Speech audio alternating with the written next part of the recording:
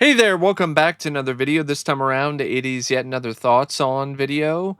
And the topic that I'm going to be discussing for this video is another music artist and a handful of their albums.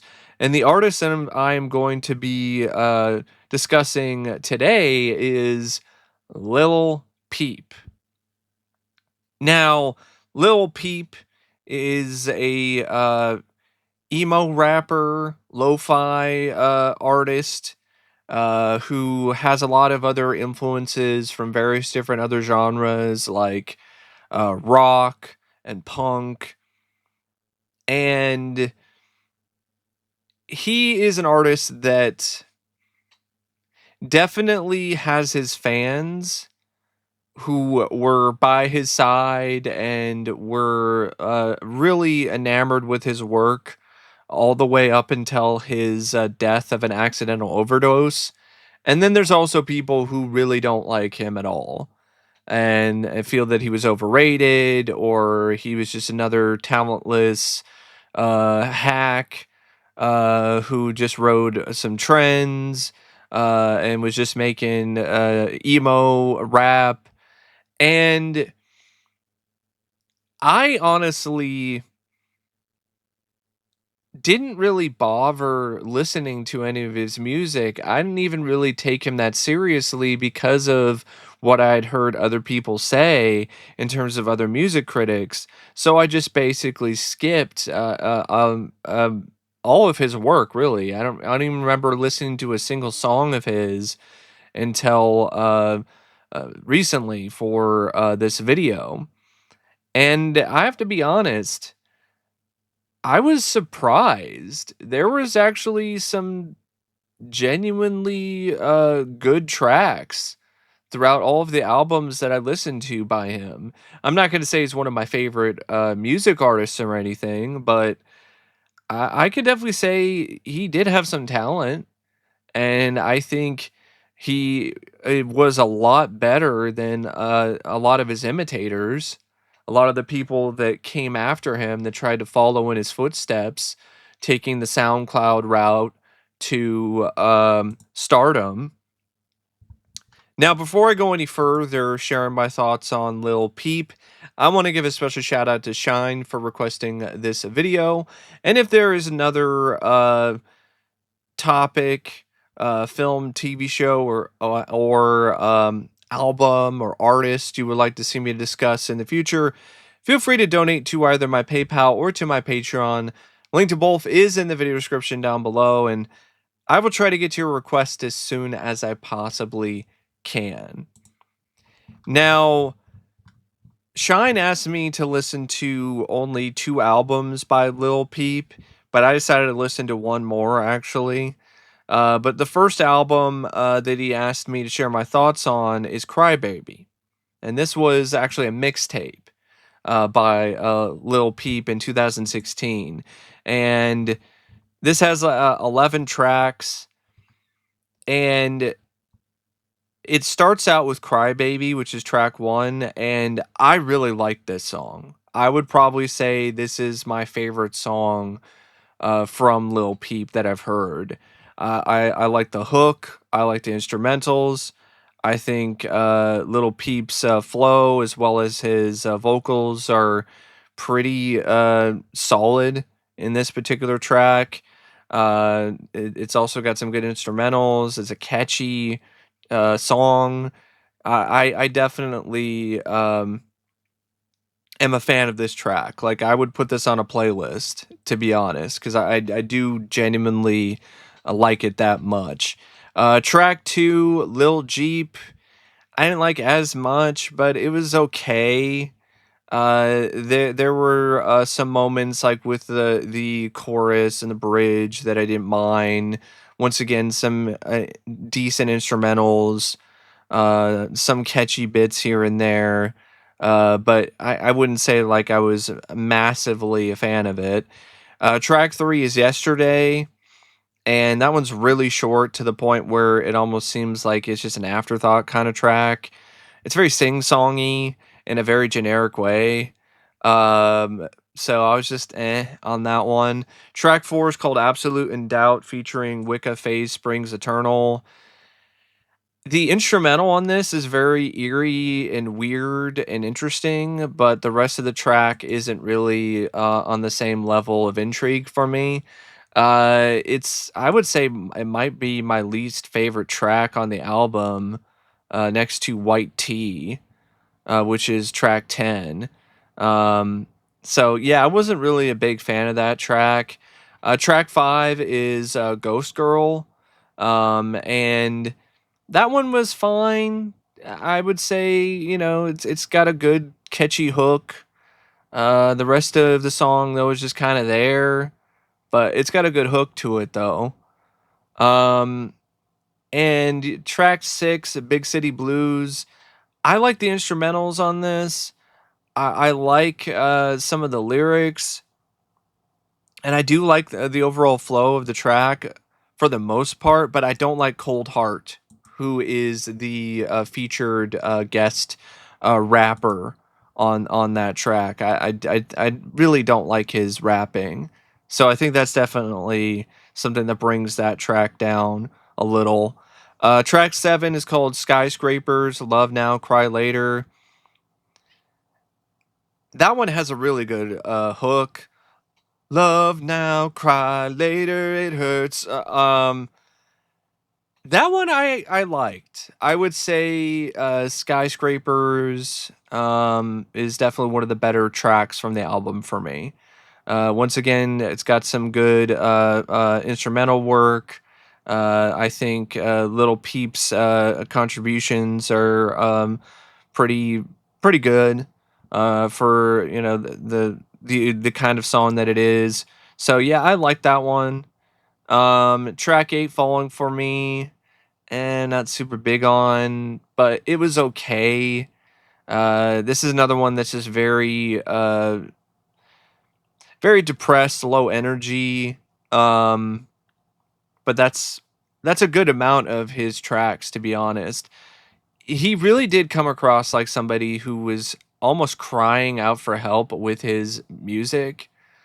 That this was a young man who was troubled and was dealing with a lot of issues with anxiety and depression and all this other stuff. And he was using his music to really open up a discussion about those things, as well as the connection between addiction and using that as a way to cope with all of these feelings. And it really adds a very somber note to a lot of his tracks. And that's one of many that have that kind of note to it. Track 9 is 19. That one I could kind of deal with. It's got a good chorus, good hook, some good beats to it. But it's not one that I would definitely listen to a lot, but I still didn't mind it for what it was. Track 10 is White Tea with Little Tracy. I didn't like this track. I especially didn't like Little Tracy. I just it just really was not a track that was for me. I didn't like the flow. I didn't like the lyrics. I didn't like Little Tracy or Little Peep working together. I just felt it just didn't work. Track 11 though, I like that one. Driveway, which is the track that ends the album. I genuinely feel that's a pretty solid track for what it is. Once again, got some good instrumentals, some good hooks. So yeah, I mean overall for a mixtape, not that bad. Pretty decent for what it is. Uh, the next track that Shine asked me to share my thoughts on, I mean, the next album and series of tracks is Come Over When You're Sober Part 1. And this is the debut studio album by Lil Peep. And the only album to be released during the time that he was still alive. And this one was like critically destroyed by certain critics, and like Anthony Fantano from YouTube, like really hated this album. But there were other people who didn't mind it and actually, gave it some good notes. And honestly, I didn't hate this album either. I thought this album was actually uh, not that bad. I actually like this album a little bit more than Crybaby because there were a lot of songs on the album that I was kind of like on or I didn't like. This album, there were more songs that I consistently thought were actually pretty good for what they were, and there really wasn't much of anything that I was like, "Oh man, I hate this song." So yeah, I actually didn't mind this album. Track one is Ben's Truck. That's my favorite track of this album. It's got a bumpin' ass fucking beat on it. I like the lyrics. I like the flow. I like the hooks. I like the chorus. I really like that song actually. I would say that's probably my second favorite song from Little Peep after Crybaby. Track two is Save That Shit. Another one that I also didn't mind. That has some pretty banging instrumental work again, as well as some good good flows. Like it really does. It's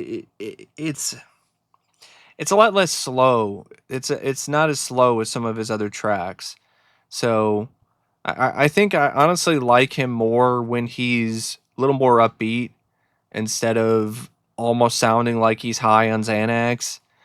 Um, which I know he was sadly high on Xanax a lot of the time. In fact, I think that's one of the pills that he was on uh, when he died, which is very unfortunate. I've heard honestly, I heard enough through these two albums as well as part two of "Call Me When You're Sober" to see that this is an artist that had some real talent, and I think he was just starting to figure out his flow and really starting to find his style. And I think he was about to really break into the mainstream. And I think he honestly would have continued to evolve and put out some good music. And so it's a damn shame that he wound up passing away so young. Um, because like I said, I actually think this is actually a pretty decent album. I don't think it's anywhere near as bad as people like Anthony Fantano said that it was. Um, Track three is Awful Things. I don't think that's really an awful song. I felt Little Tracy fit a little bit better on that track than he did on the other one that I heard featuring him. Um, Definitely another track that has a lot of emo lyrics, but if you're willing to deal with that kind of stuff, and if you're ready for it, it's not necessarily too much of a problem. But yeah, it's a pretty dark song if you listen to the lyrics. Track four, as you said, um, that one is another one that I wouldn't say that I loved it, but I at least thought it was decent. Uh, it's another track though that's got some repetitive elements in terms of the lyrics, but I do like the instrumentals on it. Track five is Better Off Dying. It's another one I don't mind, but it's definitely another really depressing, sad kind of song. And it's even sadder when you know the context of Little Peep dying the way that he did. That track really has a weird pall over it when you listen to it now, uh, because of what ultimately happened with Little Peep. Track six, The Bright Side. I like this track quite a bit. It was a nice, refreshing change of pace, change of tone for Little Peep on this album. It's got some good hooks, got a good chorus, and that one really represents, along with Ben's Truck and Save That Shit, really represent the higher production values that Little Peep was working with this album. And track 7 is Problems. And that's another one I also thought was all right. I didn't have too many problems with it, to be honest. The problems I had with it was that it was just a bit generic, but the flow was fine, and so was the lyrics and the overall structure of the track. So I mean, I don't think it's that bad of an album. I actually think it's pretty decent for what it is. And then I listened to the second album, the second part of "Come Over When You're Sober," and I also didn't mind that. I mean, there were some tracks that I didn't like because they were unfinished and really weren't anything that worked. Because of the fact that there's just nothing you could really do with them other than release them as is because of what happened with Lil Peep and his death. But I liked Broken Smile. I felt that had some really good hooks, some good instrumentals again. I didn't mind Runaway. I liked Sex with My Ex, despite the title of the track, which kind of makes you go, "What? Huh?" Cry Alone, I didn't like as much. That one was just kind of that was too emo even for me. And I also didn't mind Leanin', 16 Lines. The rest of the album though, I mean, Life is Beautiful. I also didn't mind, but Hate Me, I don't give a fuck. White Girl, Fingers. So I would say I liked part one more than part two, but it still had some good tracks on it. So yeah, I mean, I saw enough uh, when it comes to Little Peep's style. I heard enough when it comes to his flow and his lyrics and the way that he was willing to experiment and mix together all these different kinds of genres and subgenres of music, that he was definitely somebody who was on the rise for a reason. And he garnered a lot of attention from other rappers and other people in the music industry because he actually legitimately had some genuine talent and skill.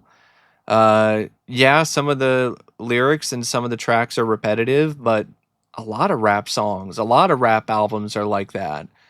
And he just picked a different lane that wasn't, pussy and bitches and drugs and money. He picked a different lane, a more sad lane. He picked a more emo lane than some of those other rappers. And honestly, when you look back, he was definitely ahead of his time in terms of the combination of different genres, as well as the different focus when it comes to his music. Um, and I've heard people compare him to Kurt Cobain, and you know what? I can kind of see it. Like, what if Kurt Cobain wound up becoming a rapper? That's kind of what you would get with Lil Peep. So if emo rap or lo-fi rap is something that you're a fan of, you've probably already heard of Little Peep and you've probably already heard some of his tracks. But if you haven't for whatever reason, I would recommend checking his stuff out. Uh, Despite his reputation of being some lame ass SoundCloud rapper, like he's not really that bad. So yeah, I think a lot of people judged him solely based on his trajectory, how he made it. He started out with SoundCloud and then he got a record deal. And also based upon, the tone of his music, the emo stuff, and the way that he looks. With the colored hair and the tattoos and everything. And I think a lot of people just judged him solely based on all of that and didn't necessarily judge him based on his true character and his music. So there's a documentary about Little Peep that came out that I'm genuinely curious about seeing. But it it has some controversy though, because there's like elements of it that seem like they're kind of not necessarily made up, but it doesn't tell the whole story. Um, but it still looks like a documentary that might be worth a watch, just to see some of the archival footage, see some of the interviews, get to know him a little bit better. It's called Everybody's Everything. It came out in 2019. So yeah, that's just my thoughts on Lil Peep and a handful of his albums and his music. And until the next video, I'll see you later. See ya.